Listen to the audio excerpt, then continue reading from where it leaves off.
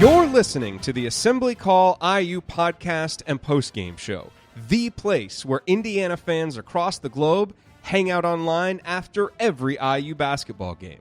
Join us for our live broadcasts on Thursday nights and immediately following every IU game at our website, assemblycall.com. That's assemblycall.com.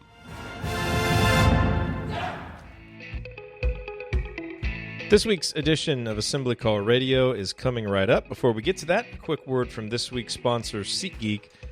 Let's start with a question. Do you ever feel like ticketing websites make getting to the event difficult on purpose?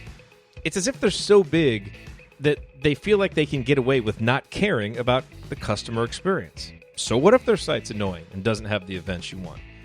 The real question is, how easy could it be if those ticketing sites actually cared? So, why is SeatGeek better than the rest? Well, a quick look at the App Store shows over 50,000 five-star reviews. How's that for customer satisfaction? And they get these reviews because they provide a better process. SeatGeek pulls together millions of tickets from all over the web.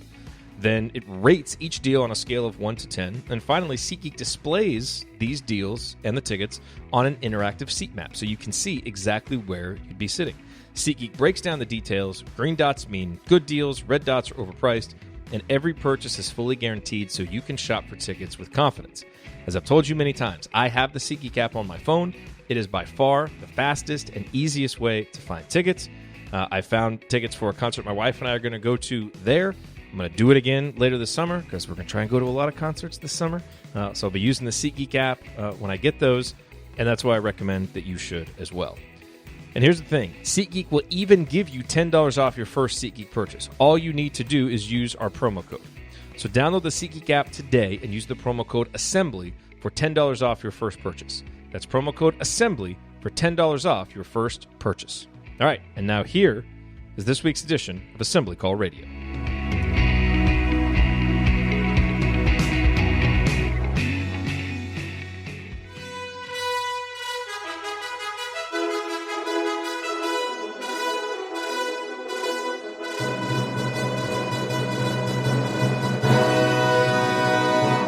And welcome, Hoosier fans, to this week's edition of Assembly Call Radio, where each week we discuss the most urgent topics in the never dull world of Indiana basketball, although the offseason may be challenging that notion that it's never dull.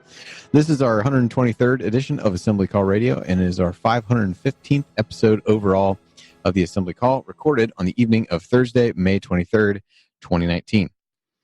I'm your host, Andy Bottoms, and let's begin this edition of the Assembly Call how we begin every edition of the Assembly Call, and that is with our Hoosier Proud Banner moment. And for me, again, I feel like this is the case a lot in the offseason where there's not a whole lot to hit on.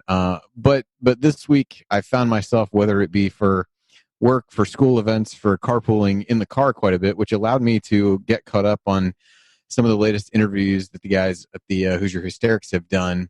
And for those who haven't listened to any of those, I would definitely recommend it. They all tend to be a little bit lengthy, but good conversation with some former IU players from further back, from my formative years perhaps, and then the last couple that I listened to were very recent players in Zach McRoberts and Juwan Morgan, and there were a lot of good things to take away from those interviews, and we'll touch on those here in a few minutes. But the one that really stood out to me as a potential banner moment was that both guys talked about the maturity and the bright future of Rob Phinisee at the point guard position. And I think that's something that everybody who's a fan of the program saw and embraced as he entered the program, assumed the starting point guard role pretty early on, and had it not been for the concussion, would have held that throughout the entirety of his true freshman season. So it's easy to look at a guy like that and spin things forward and get excited about what you have. But to hear other players who were around him on a day-to-day basis just talk about his leadership, Juwan singled him out as a guy who would really be one of the leaders of the team next year, even as a sophomore. I think that bodes well, because when you look down, if this segment is truly about hanging another banner, you don't look down too many of the recent national champions and say that team didn't have a really good point guard. Doesn't necessarily mean that point guard was the absolute best player on the team, led the team in scoring or anything like that in every case, but you certainly had a number of steady players running those teams and leading them to that the national championship and to success. And that's something that becomes really important at really every level of basketball. You see it in college, you see it in the NBA, you certainly see it at lower levels as well. And so to have guys who are around him really feel that strongly about him and the positive comments and their kind of positive look forward for what his career is going to be, I think in a lot of ways echoes what IU fans have seen from him thus far, and to me bodes really well for the future. And it's hearing comments like that get me excited for the season, even though it's here in mid to late May. But you start to listen to those guys talk about what some of these guys can become, and it makes you wish that time over the summer would go a little bit quicker. And let me introduce my esteemed co-host for this week's show, who does not want the summer to go fast, as a teacher who is joining us on his last day with students. And I did say that was a singular co-host. Jared is off with his wife at a concert with tickets I can only assume were purchased via SeatGeek. And Ryan is probably sleeping because he's been getting up early every day this week to host a morning radio show in San Diego. So to my left, he's a longtime high school basketball coach in Indiana, the founder of the Delphi Bracketology Club, and the host of Sports Talk with Tonsoni. It's the coach, Brian Tonsoni, and that means it's Tonsoni time. So, Coach, what is on your mind tonight? Thanks, Andy. It's hard to come up with topics every week when, the off season, the players aren't even working out and you're not getting some updates. The thing that I keep looking for is that 12th scholarship going to be filled by a grad transfer? And I see some grad transfers visiting here and there, and trying to find some word on who might be filling that 12th, or is Archie going to leave 2 scholarships open? That's the main topic from Indiana basketball standpoint. And then anytime I get worried about that, I start thinking of Tim Priller and Jeremiah April, two good young men who were asked to fill the 12th and 13th scholarships in a certain year, and one of them stayed for 4 years and had limited playing time. So that's a little bit above my pay grade to understand how best to fill the 12th and the 13th scholarship. The other thing, I had some opportunity to have some discussions with some former Indiana basketball managers, one who just recently finished his work and spent 3 years with Tom Crean and 2 years with Archie Miller. And I can tell you from the inside, without giving up too much personal conversation, the young man who spent 2 years with Archie Miller has nothing but great things to say about Coach Miller, how he respects the managers, how he runs the program. And it was nice to hear from an inside source that Coach Miller is doing a lot of good things to build the program in the right way. And that's not just, our bias coming through or our fanboy or whatever people want to accuse us of being. That, there's some actual progress, I think, being made. And there is some candid conversations about hoping that things get a lot better in a hurry and wanting Archie to be successful. And this young man was going to graduate with my son and took a 5th year of graduate work just simply to be around Archie Miller again. And so those are some of the stories that I like to get out that, the first 2 years have been real tough, and Archie needs to turn it around and he needs to win. And that's the bottom line. But those are the things that I'm thinking here as May ends and we're heading into the summer. All right, so here's what we're going to cover this week. We'll hit some Hoosier headlines, first of all, which includes an all-time IU dunk being crowned, some interesting comments from Juwan Morgan. We'll then talk about the Big Ten's 2 new coaches for next season and the impact that we expect them to have now that the Michigan job was filled earlier this week. And finally, we'll answer as many of your questions as we can get to. So all of that will be coming up this week on Assembly Call Radio. So in terms of the headlines, one I mentioned, all-time dunk being crowned, the Twitter poll bracket, whatever you want to call it, finished up, and Will Sheehy did win that. So we'll keep everybody in the loop on that. Much to Ryan's chagrin, the Marco Killingsworth dunk did not win, but that one did win. But I wanted to get into a little bit more of that Juwan Morgan conversation that I mentioned. Zach McRoberts was on as well with the Hoosier Hysterics. So I'm going to jump first to Demezi. Juwan really predicted a breakout campaign from him as a sophomore, and told a story about his competitiveness that I think was really specific to Romeo, that I if I'm remembering it correctly, really tried to ratchet up his defensive play and things like that when he was playing against Romeo. And so I thought that was interesting because from a guy who had a lot of opportunities last year because of the injuries to try to earn minutes, I think that was a struggle at times for him, getting things right on the defensive end, and then really being at times too willing to shoot, and at other times not willing enough to shoot. That was another story that Juwan told, where he had given him a couple passes in a game and he passed up open shots, and they had an exchange after that about really being willing to shoot. But Coach, I don't know if you had a chance to listen to that interview yet, but what that surprised you to hear Demezi as a guy that was singled out by someone like Juwan as a potential breakout guy coming into next year? Not really, and I'll go on record. I have just listened to bits and pieces of it, trying to prepare for tonight's show. I haven't listened to all of it. But here's the thing about Demezi is that freshman basketball, when you transfer from high school basketball to college basketball, is a huge jump. And for someone like Demezi, it took a lot of time to get used to playing at that level. And he was not ready this year. And that happens to a lot of freshmen playing at that level. And I know there are 5 stars that go to Kentucky and the Penny Hardaway 19 scholarship rule that they get 19 5-stars in, that some of those guys are going to come in and play well right from the start. But a majority of young men take some time, and each one is a different story. And I think Demezi, it started out defensively. I think he lost some confidence because he struggled defensively, and then his strength of the offensive game went away. So while maybe not listening to the whole story, if that is true, that bodes well for Indiana because of the need for shooting. And one of the things that coaches really like is competitiveness. And if someone's saying that he's trying to compete, he is going to get better. It's just a matter of how much and when will he be ready? Will he be ready in November? Will it be January? Will it be a breakout year for him? It might even be a junior year for the young man. And that is a typical college basketball career. A lot of freshmen, and the freshmen that I've dealt with on our level, are tentative. It's a lot different than the level that they've played before, and you want to make sure you're doing the right things, and your natural instincts are somewhat hindered just by the sheer fact that you're playing in front of 16,000, 17,000 people for a lot of important games. And so hopefully he learned a lot about himself, but the key word there was, for me, is competitiveness. And if that is true, that is more of an Archie type of guy. That's probably why Demezi didn't entertain any chances of leaving.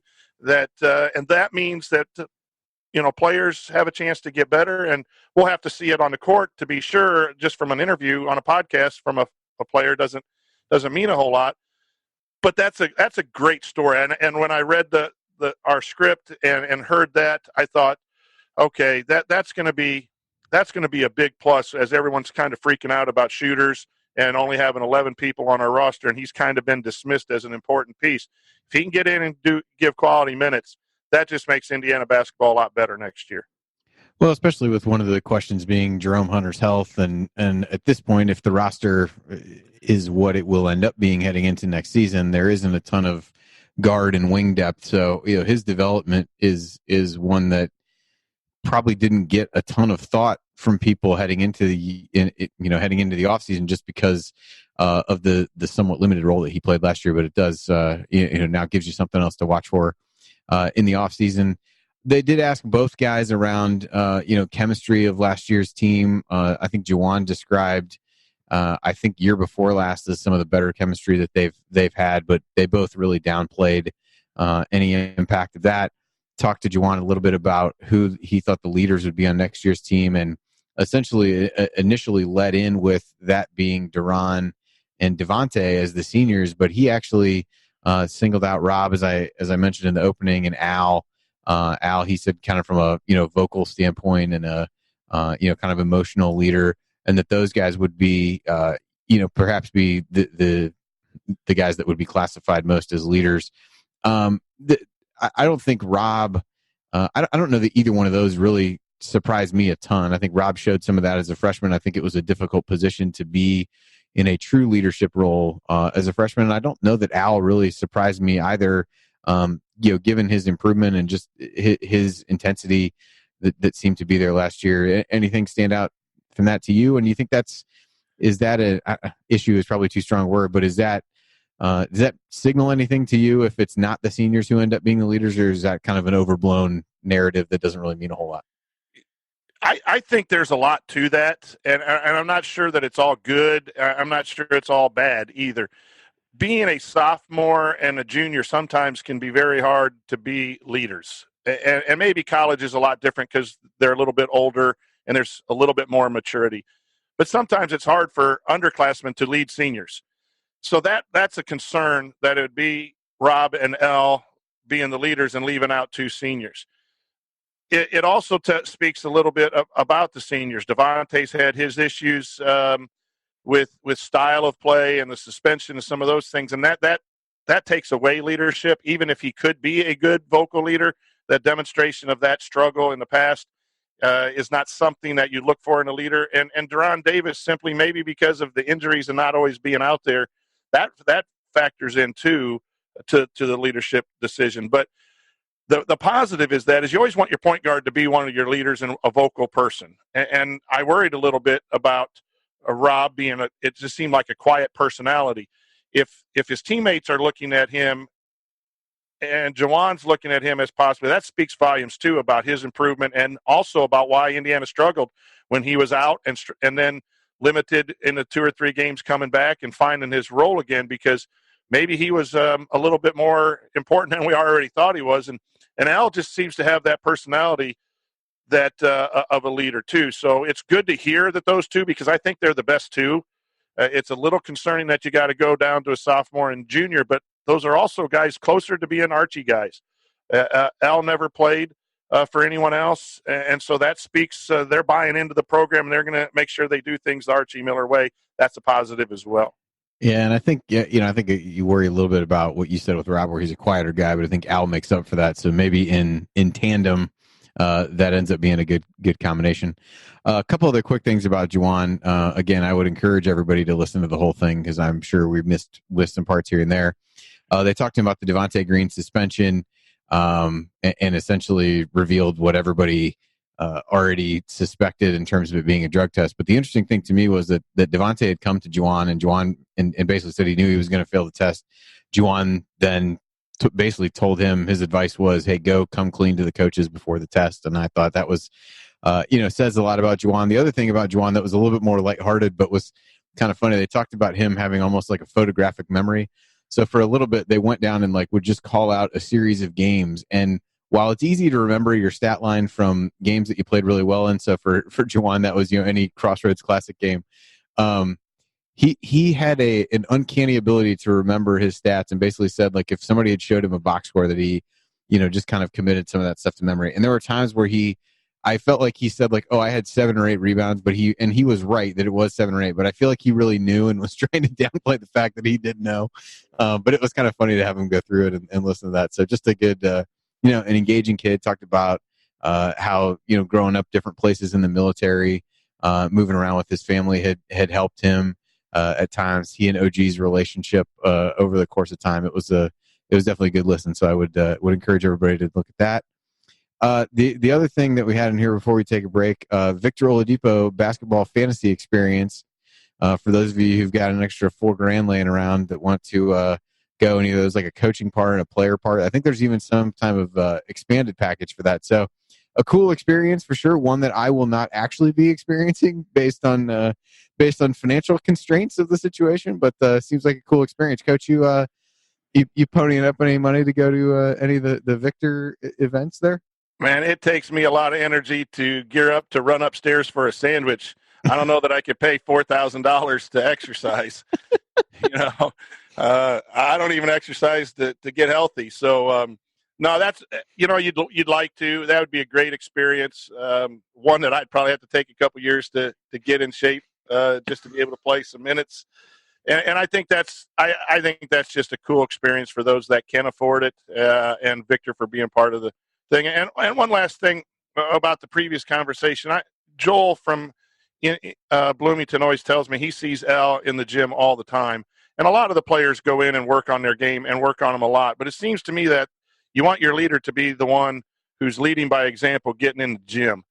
And so that's where I think Al's leadership, and I forgot to mention that when you asked, really shows when Juwan's picking him out, and I hear from people around town that they constantly see him going into Cook Hall, that bodes well. And that kind of is like how Victor was. And you don't have to pay $4,000 to go into Cook Hall when you're a player. You just got your swab key and go in. But no, so that all of that's been really good to read about and listen to.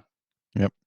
All right. Well, coming up here on the Assembly Call, there'll be 2 new coaches in the Big Ten next season. So we'll discuss what we know about each guy and how we expect those 2 teams to do next year and beyond. And we'll also hit on an article, also coaching related, that was out on ESPN this week, part of their Chasing Ghosts series, and about guys following after Bob Knight. So we'll hit a number of coaching topics when we come back. Stick with us here on the Assembly Call.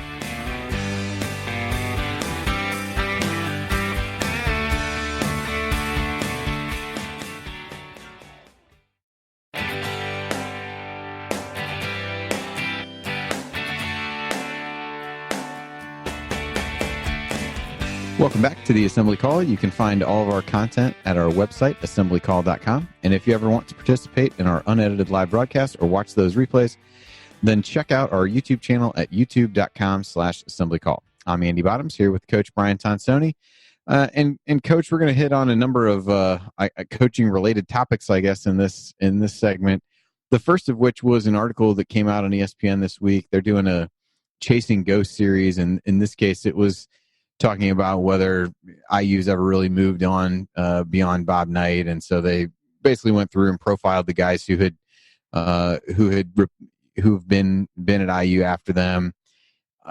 Before we get into what these roundtable questions were, and we won't hit all of them. People can certainly go and read that if they want. John Gasaway had some stuff in there that I think Alex Bozich mentioned on Twitter. I think John always has a good balanced perspective on things, and makes for an interesting read. But any kind of overarching thoughts on the story before we get into any of the particulars? Yeah, I think it's very hard to follow a legend. And I think programs really need to be careful and do things right after a legend is let go or retires. And not only was the whole Knight thing kind of controversial, it was controversial.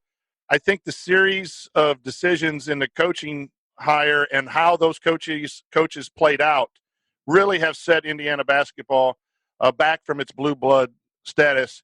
Is that a ghost of Knight? I don't think so. I think that's far enough back that Indiana can recover and should recover and stop using that as an excuse.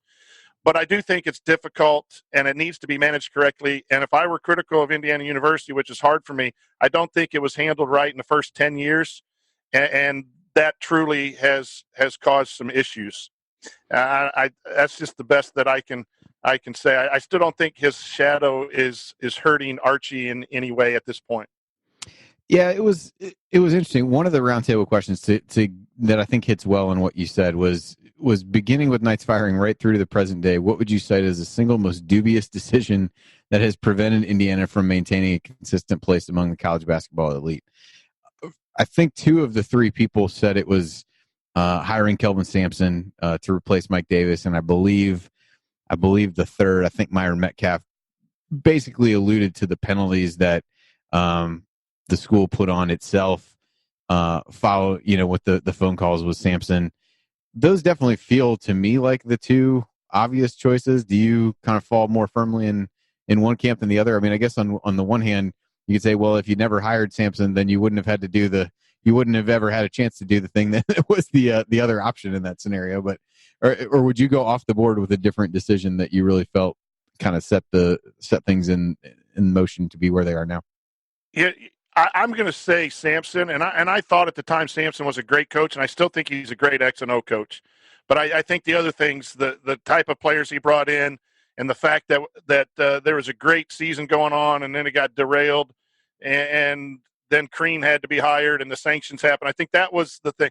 But to be all honest, and Mike Davis, I have a lot of respect for Mike Davis. That had to be a tough assignment. And I understand why he was given the job on an interim basis to keep the team together and move forward. But I think that his 6 years were really a little bit too long. And Indiana, after 2 or 3 years of Mike Davis, should have really been really, really cognizant of who they were going to hire after that. And I just don't think Sampson with his baggage was correct at the time. And then Tom Crean coming in, it wasn't a settle. I think Coach Crean's a good guy, and I think he worked really hard. But obviously, I talk foundation, Andy. Mike Davis had the foundation from Knight and went to a Final Four, but he didn't have the experience. And then the foundation of the type of players, the recruiting under both Sampson and Crean were not what Indiana basketball is built on. And that's, doing things right and getting good players and a lot of players from Indiana.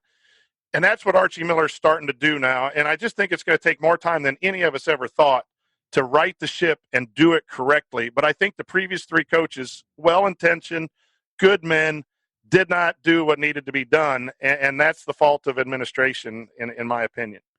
Yeah, I would agree. I think the thing with Sampson, you didn't have to. I 100% agree with you. I think from an X's O's standpoint, he continues to do a really good job. I mean, his success at Houston speaks to that. But I don't think you didn't have to squint to see a scenario where things might go awry based on the way that he kind of ran programs and things like that. So to me, that was an avoidable scenario that maybe to the extent that things ended up being like but you probably could have seen that coming to a large extent. And I think that's really what, if I had to pick one, that would be it.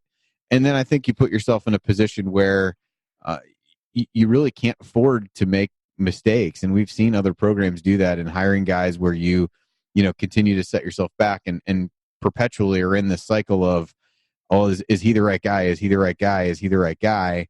And so, you'd like to think that that's not there, but you're already hearing some of those conversations now with Archie. And I tend to agree with you that perhaps the, kind of true rebuild to get it where he wants it is a longer process than people want it to be, and things like that. But it's interesting, which I guess segues to one of the other questions. And I'll use another to segue to something else. But this one was, can IU win at a Kentucky or North Carolina level again, or is it going to remain just another program in the state along with Purdue, Notre Dame, and Butler? And one of the people who responded, I think it was Gasaway, made the point that like being lumped in with, Purdue, Butler, and Notre Dame is not necessarily a bad thing given success that, some of those programs have had, and in recent years comparative to the success that IU has actually had. So I think that's probably worded as a little bit more of a put down than it should be as being one of those. But I guess if you kind of ignore the second part of the question, the first is really, can IU win at the Kentucky, North Carolina, Duke, Kansas level again? What's your gut reaction to that question, and how long does that take to be able to do that? I say yes, they can, but it's really going to take amount of time to get that foundation set of offense, defense, and recruiting, and doing the academics correct, that third piece. And Archie's doing two of the three. He's getting better at defense, and he's got the academics and the recruiting, despite the recent misses, which we'll talk about later. I think there's a good question about. The offense right now is basically a talent issue. 3 or 4 weeks ago, we talked about getting his offense got better shots than Crean's offense. It just didn't go in. So that's about getting better players in. Shooters. So I think it's on its way. But North Carolina and Kentucky both have had traditional programs, and they both have had slides, but they've made really great hires. Kentucky brought in Patino when they were down, and he rebuilt that. And then Gillespie later on, that was a couple bad years, and they brought in Calipari. North Carolina got one of their own in Matt Doherty, and that wasn't working out after Bill Guthridge took over for Dean Smith, and that didn't work out. That's kind of like a Mike Davis situation there to keep the assistant. And then, boom, they didn't mess around, and they got a good guy in Williams. Our only hope is that Archie is that guy, because if this is strikeout number 4, and it could very well be if he doesn't win in 3 or 4 years, then that's number 4. Then the answer is no. They're not going to get back to Kentucky, North Carolina until another 5 or 6 years. They need someone, whether it's Archie or the next guy, to come in and in 5 or 6 years win. The brand name will then take care of itself. And so that's why I'm a little patient. I know there are a lot of fans, and I saw some Twitter action today that aren't patient, and I get that as well. But I do believe they can keep elevating that a little bit higher than the Purdue, Notre Dame, Butler level. Yeah, I tend to agree. I think those are, the teams that were thrown out in this are pretty high bars to look at. And I also think that when you look at Kentucky and Duke and Kansas to a lesser extent, the way that they're recruiting and the guys that they're getting, it's really a different model than what Archie wants to do. I think the North Carolina one becomes interesting because it's been well publicized. There haven't been as many one and dones there. A lot of higher end recruits, but not the highest of the high. Although this year they had, Kobe White and Nasir Little both, be one and done guys, but that hasn't been typically how they've built things there. So I think if you want to look for one of those as a blueprint or at least that is maybe more like the way Archie's trying to do it, that would be the one. But I don't think that happens overnight because IU hasn't really been up with those programs for a while at this point. Even toward the end of Knight's tenure, weren't winning along the level that some other teams were there. So it's just been a long time since it's been there. So to think that all of a sudden anybody is going to take it back that way feels like a little bit of a stretch. I have one more thing. I think the ghost of Coach Knight is exactly what we need in order to get this program back. I don't think Bob Knight hanging over this program is a negative, trying to live up to everything. I think we need to take the great things that Knight did and put them back into the program. I think that's been missing for 20 years. And that is getting good kids in here who go to class, who want to be here, play some defense, get some good offense, and win basketball games. And I know Knight struggled his last 7 years, but he got it to a level. What's wrong with modeling that? UCLA's had problems too, and I don't know who all the Ghost series has been all about, but programs like that, Georgetown is struggling a little bit. Let's take what Indiana basketball was and put it back. So let's not, and I'm not a big Knight fan the way he treated people, but I'm a great Knight fan the way he ran his basketball side of the program. What's wrong with having that be the goal of what Archie Miller needs to do or whoever is the savior of Indiana basketball? I don't think Tom Crean did that, and that's not a horrible knock on him, and I know Calvin Sampson didn't, and Davis just couldn't. So, that to me explains we're missing that Indiana stuff, and this is the closest it's been, in my opinion, in a long time. Yeah, I don't think there's anything wrong with embracing the expectations that were set forth by the success that was had, and keeping the majority of what was done to get you there and weeding out the parts that you didn't like at the time or in retrospect, don't like and go from there, which I guess is a good segue into one of the other questions, which I'll use we've talked about this topic from an IU standpoint in terms of the question was essentially, would having an IU guy have helped or have been met with more success? I saw a little bit of that crop up even today or yesterday when Michael Lewis was announced as an assistant at UCLA, and a lot of people saying, "Oh, well, need to find him a spot on the staff." You can make that argument at the time when Archie's coming in, I guess. Now it's like, well, you're basically arguing that you need to fire one of the assistants, and I'm not sure that anybody's in a great position to, to be able to suggest who that would be or why. But we'll kind of use that to talk about the new coaches in the Big Ten. So Juwan Howard. See, I'm doing the opposite of what everybody did to Juwan Morgan now. He comes in to replace John Beilein at Michigan. He's a guy that doesn't have head coaching experience. Had been with the Miami Heat since 2013, in charge of their defense, played a big role there, and their defense has typically been pretty good. And certainly you would assume that his NBA connections might help him gain early momentum.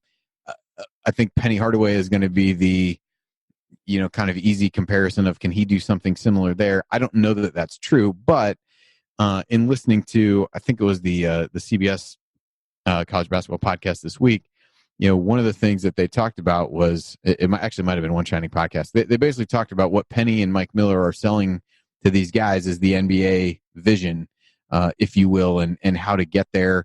And so you could see Juwan Howard being able to sell some of that, even though that it becomes a bit of a departure from what Michigan has been. They've certainly put some guys in the NBA. They've had guys leave early recently, but I think the challenge for him will be, as his first head coaching gig, you're losing Luke Yaklich because I think he's going to go be an assistant someplace else. I think at Texas, I want to say. So you lose the guy who really helped get things, the ship righted defensively for Michigan. You lose Beilein, who is really the offensive mastermind. And so now as Juwan Howard, you've got to establish yourself in your own system that probably doesn't look like what was already in place with a set of other players that you really don't have a lot of chance to change at this point in the season. So I'll be curious to see if he can even start to figure out what a Michigan team coached by Juwan Howard is going to look like coming into this year. But do you buy I'm not going to get into the Jay Williams, like change the culture, that whole kind of, narrative around hiring a Michigan guy to do it. But do you think that's important? Is that the right move in their case, but not every case? What's your general thoughts on Juwan Morgan going to Michigan, or Juwan Howard going to Michigan? Man, I'm going to just butcher this for the entire season, I'm sure. Look at some of the guys who've gone back to their alma maters from the pro ranks. Penny has an advantage because he was in AAU, and I think Mike Miller was also in the AAU. So they've been around that for a while and know some of the players and the teams and could get in there. But, Georgetown, Patrick Ewing has struggled. Chris Mullen just left St. John's. It's not just as easy as having a name, and those are great pro players too, maybe a little bit older than Juwan Howard. I think Howard needs to get a good staff with some veteran coaches on it to be there. Nothing is harder than your first job as a head coach. When you're assistant, you believe you're ready and you have great ideas and you're all excited and you go in, you put your program in, and then that first game comes and nothing works, and then you're rethinking everything. And you could have the best intentions. And that's not to say that Michigan's going to drop far. It's just going to be a challenge for anyone. Penny will have a hard time. He did this year and not win. He probably didn't have the horses, but those guys have difficult times coaching early on. So I don't buy that you have to have your own school's guy. I think Michigan, at a time, they enjoyed winning under Beeline, but I believe there was a rift with some of the past teams and the past players. And it seems to me like this was an opportunity to try to bring some of those players back into the fold, and thinking that, there might not be too many options out there. So why not take a chance and hope that it works? And if it works, it's going to be great. And if not, we could say that we gave it a shot. And I just think it becomes hard to fire a Chris Mullen. It becomes hard, Patrick Ewing and Juwan Howard, when those are famous guys from your school. And that puts pressure then on an athletic director, and maybe there becomes 2 or 3 changes. So I'm not a big fan of that unless it's been an established coach for whatever level of your program that you want your program to be. And I know some would say that Alford was that. I don't think, and I'll fill in for Ryan, I just don't think he has won at the level that Indiana needed at this time. And people can rightfully say neither is Archie, and that's fair. A fair thing, but I think Alford causes more problems because if he doesn't work out in 4 or 5 years, and you got to get rid of him, and then there's more rift. And again, going back to the previous conversation, there haven't been good decisions. So I think Howard has a chance to be pretty good. Anytime you're in the NBA, you learn good basketball, and he's a defensive coach. So I believe in defense first. That scares me a little bit, being an IU fan. But I think he's gonna struggle a little bit to get going. It'll be a couple years before he can solidly be where he needs to and where Michigan was under Beeline. Yeah, I think it'll be interesting to see who he goes out and recruits, but I do think need to be kind of a changeover in personnel where it'll be maybe a little bit more like IU's transition from Green to Archie Miller, as opposed to, the one at Butler from Thad Matta to Chris Holtman, which is always one that gets thrown out. The other thing, I would agree with you. I think given the timing of Beeline leaving, they had somewhat limited options. I think taking a chance on a guy who meant a lot to an era of that program that people loved, I think is a little bit easier to do. But I do think the Mullen one is probably the biggest cautionary tale in that regard, because it seemed to become, at first you could kind of say, yeah, he didn't have the players, but they really started to get some good players in there, and the team just never really seemed to get better. And then, you get to a point where you kind of have to fire a legend at your school. And also, I don't believe he had much of a coaching background at all before he got into it. I think there was some of the aspects of the job that he didn't ever really embrace from some of the things that I had read about that. Whether Howard is the same way remains to be seen. But I thought it was a relatively good hire given the timing of everything that was there. The other new coach is Fred Hoiberg, who replaces Tim Miles.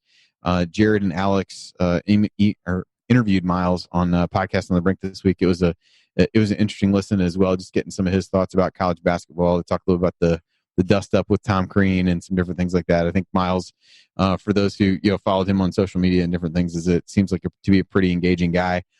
Hoiberg comes in, had won about 2/3 of his games at Iowa State, where he went to school, left for the NBA, didn't really have success there. At Iowa State, made 4 NCAA tournaments in 5 seasons, and really made a tradition. He was the Eric Musselman at Nevada before Eric Musselman, in terms of taking a lot of transfers and really trying to build the Iowa State program through those transfers. He's already doing something similar at Nebraska, where he walked into a scenario where there's a lot of guys graduating, and not a whole lot left in the cupboard, particularly if Isaiah Roby opts to keep his name in the draft.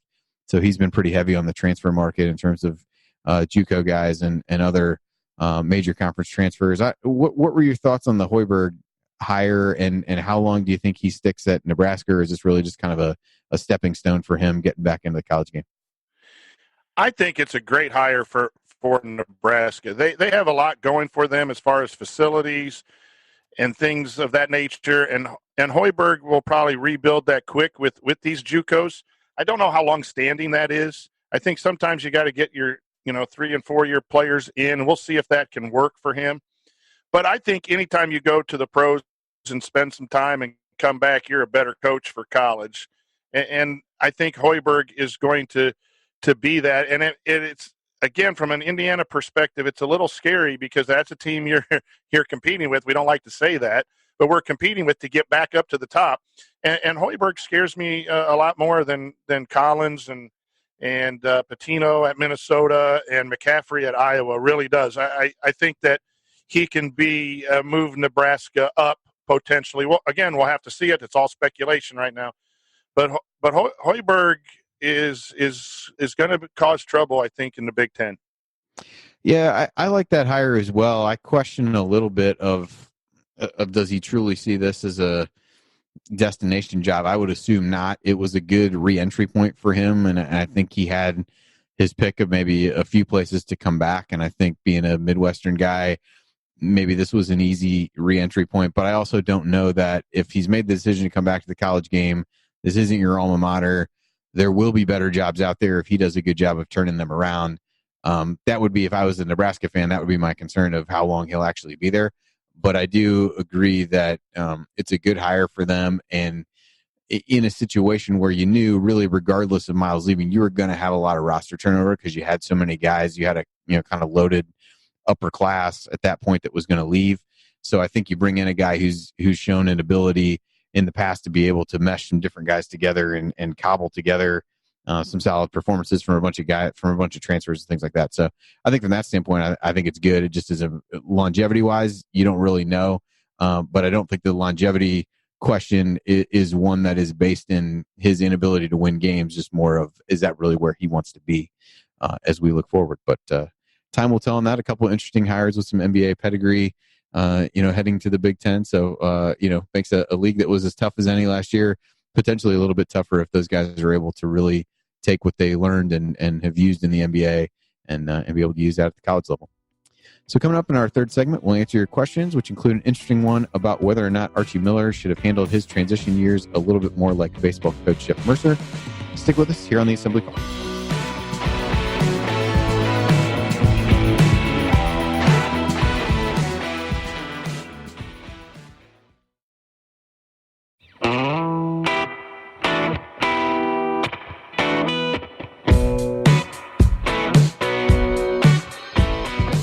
Welcome back to the Assembly Call. I'm Andy Bottoms here with the coach, Brian Tonsoni.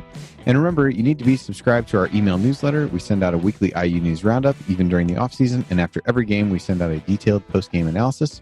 Just text IU to 66866 or go to assemblycall.com. That's IU to 66866 or go to assemblycall.com.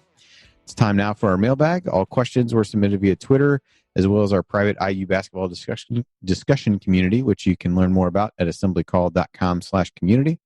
And the first one comes from Aaron, who's been covering IU baseball for us in the discussion community. I thought this was a really interesting question. So the gist of this was that he led into this with, I think Archie will succeed in time should he have been more willing to adjust to Crean's offensive style a bit at first.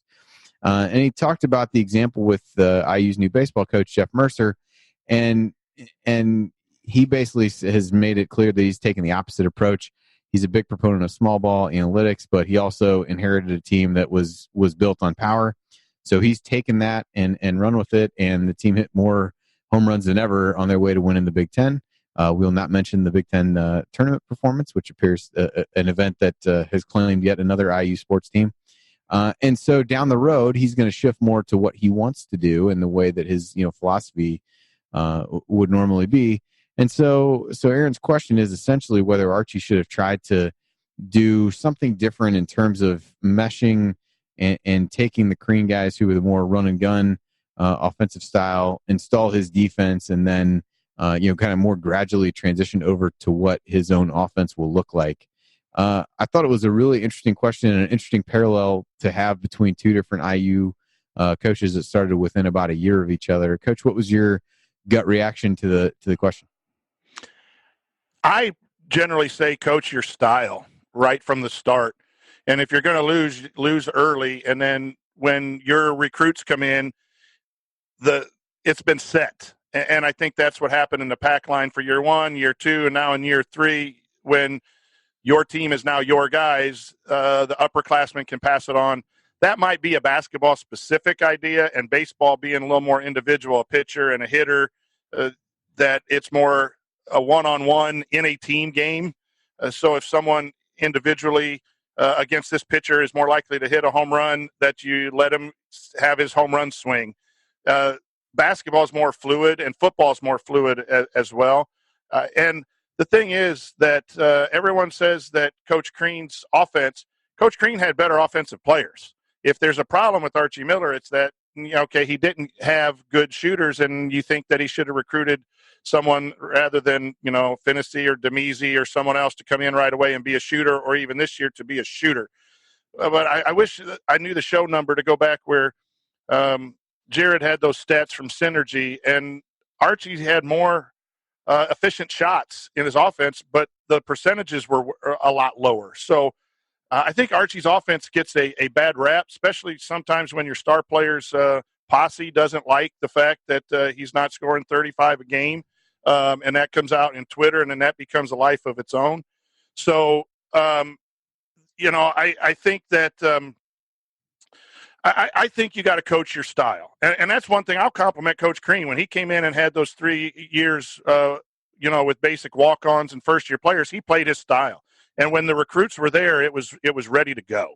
So I believe you should coach your style, but I also think baseball, it might be apples and oranges as well.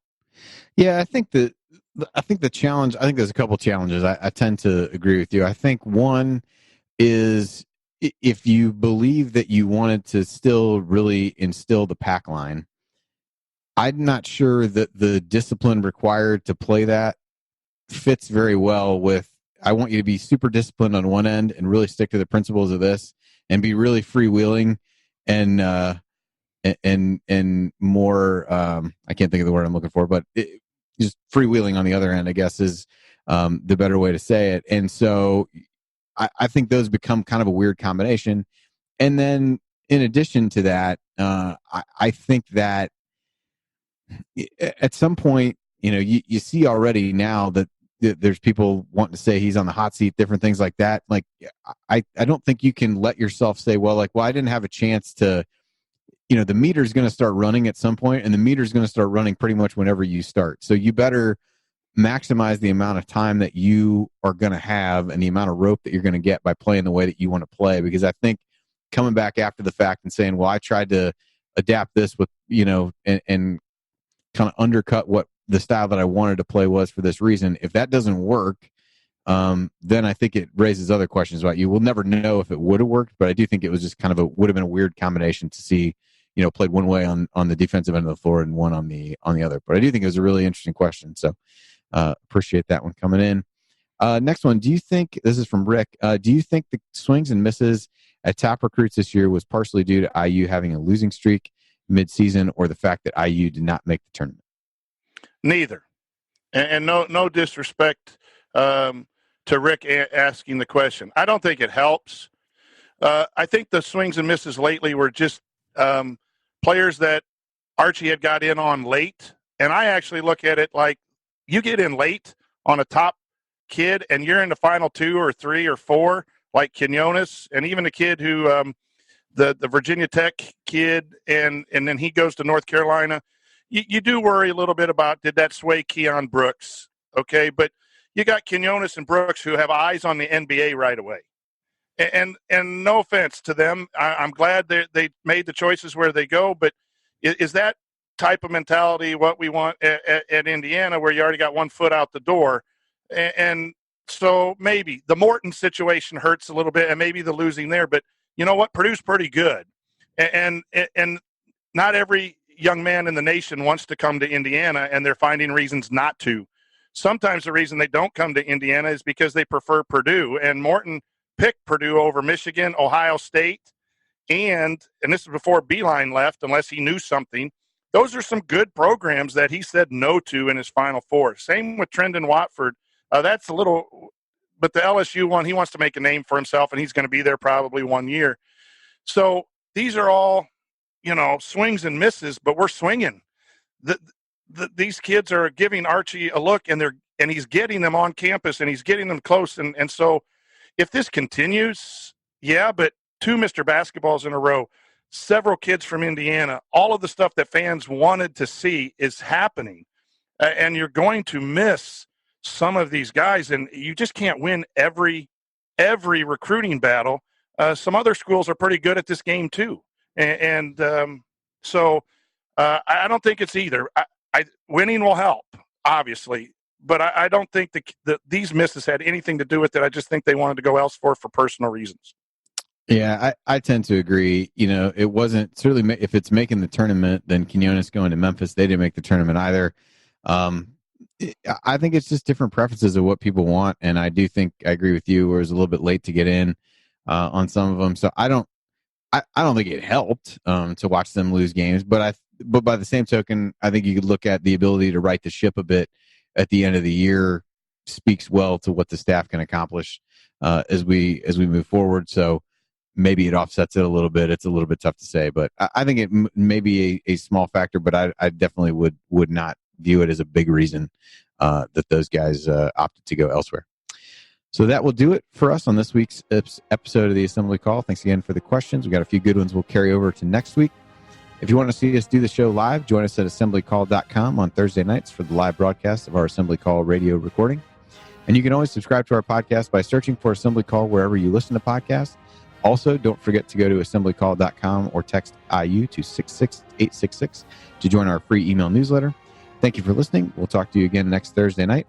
Until then, keep your elbows in and your eyes on the rim, and go Hoosiers. Thank everybody for coming out. All right, I got to get out of here, folks. Thank you. Thank you for being here and for listening to this episode of the Assembly Call. We appreciate it. And we really do rely on the support of audience members like you to keep our show going and to keep growing. And so we have set up a page on our website at assemblycall.com/support that lists 5 ways that you can support the Assembly Call. And we encourage you to choose whichever method is the easiest and most convenient for you.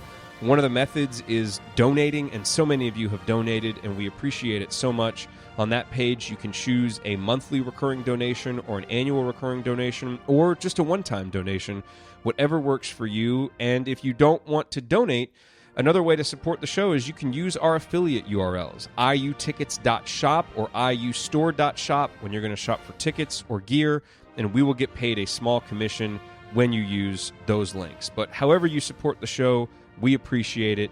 Thank you. That was good. We will do this good other job. Question. The bat, I think it's Batman, but it's MN, like that's maybe something with Minnesota. The question was, you've been tasked with assembling an all-time Indiana team. Who do you take at center, Todd Meyer or Uwe Blab? Jared did clarify that these were the only options, and it was said that these were the only options. I would then question whether it is truly an all-time Indiana team if these are the only options. But if you were forced to pick between one of those two gentlemen, who would you go with? Man, I tell you what, Uwe Blab brings back some great memories. my dad passed away 15 years ago, and he was a big IU fan, and he always used to just yell at the TV screen, Uwe Blob, drop a post pass. So I might just pick him just out of sentimental reasons. Yeah. Just for honoring Dad. I think Todd Meyer probably was a little, I don't know. Yeah, I'm going to go with Uwe Blob. He was productive to some extent. I would too. I remember growing up that one or both of my parents referred to him as Hands of Stone. So, so I do remember that. Todd Meyer was. I don't really have. I mean, I remember him playing, obviously, but he filled his role too. Uwe, at the very least, was more memorable, I guess, based on both of our responses. So, if that's really what we're going for, and Todd was on that championship team, and he filled a role. So, don't want to say anything bad about Todd, but agreed. Yeah. All right. Well, we'll hang on to the other question that's there for next week. But anyway, all right. Any good bachelor party stories that you want to end with? I don't know that I can share any bachelor party stories. Right. But, I don't want to put you on. If you haven't been to Nashville and you like country music or you just like lots of people, I say go to Broadway, Nashville. Tootsie's was the famous bar, and some people like and some people don't. We went there at 2:00 in the afternoon on Saturday, stayed till about 6:30, and we dominated. My son and his friends were the hit of the bar, which made me extremely proud, and a lot of chanting, and there was some. I'm old, man. I watch these young guys try to work some game, and the game's changed. I mean. It's like adding a three-pointer. You don't have to, though, doesn't it? Really? I came home and gave my wife a big hug and said, "I'm just glad I'm not out doing that." It's just the game has changed, but it's funny watching these young guys try to have a hookup, I guess. So it was interesting. I'm glad it's over. I'm glad everyone survived. I think we broke a window at the Airbnb throwing the football around. We had a couple hangover situations that will remain silent. All right, fair enough. But, did anyone get arrested?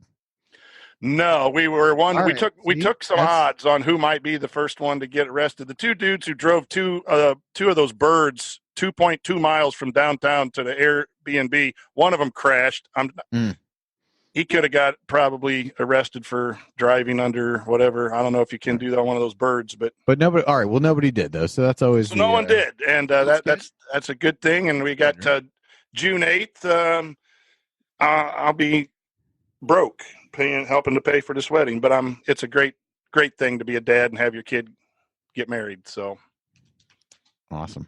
All right, he did a good recruiting job. Good, good work. Good work, Brandon. Work, yeah. All right. Well, thanks for joining. We'll figure out who's going to be here next week. I think Jared will be back. I have no idea what I have going on. I'm on a day-to-day basis between end-of-year tryouts and school stuff. So next Thursday feels like a world away from right now. So I'm good for next Thursday, not the other Thursday. That's the other Thursday. That'll be right before the wedding. Right before the wedding. All right. Well, we'll get that all sorted out. But appreciate everybody joining us on a Thursday night, and we'll see what we can come up to talk about next week if nothing else exciting comes on. So keep sending in questions and things like that, and we will do our best to answer those and keep talking some IU hoops. So appreciate you being on, Coach. Appreciate everybody for being here. Good job, Andy. We'll talk to you guys next week. Thank you, sir. See you.